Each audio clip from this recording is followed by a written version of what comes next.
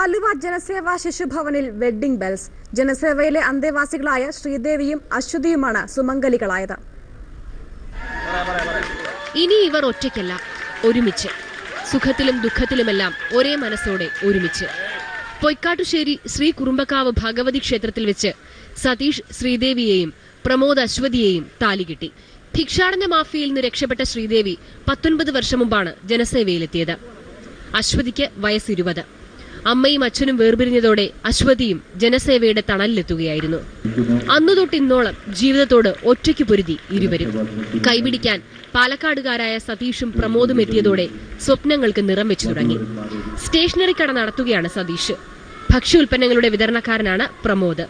മലയാള മനോരമ വിവാഹ പങ്ക്തിയിൽ നൽകിയ പരസ്യമാണ് ഇവരെ ഒന്നിപ്പിച്ചത്. എന്റെ ഭാവിയിലോട്ട് എനിക്ക് വരുന്ന കുട്ടി ഒരു പാവപ്പെട്ട കുട്ടിയായിരിക്കണമെന്നുണ്ട്. അത് ജനസേവയിൽ വഴി പേപ്പറിൽ വഴി ഞാൻ കണ്ടു. ചെറുപ്പം മുതലേ ഒരു പാവപ്പെട്ട വീട്ടിൽ കുട്ടിയെ കല്യാണം കഴിക്കുന്ന ആഗ്രഹം ഉണ്ടായിരുന്നു.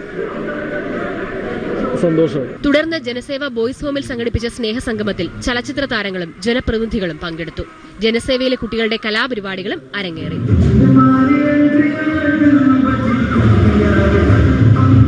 മനോരമ ന്യൂസ്, കൊച്ചി.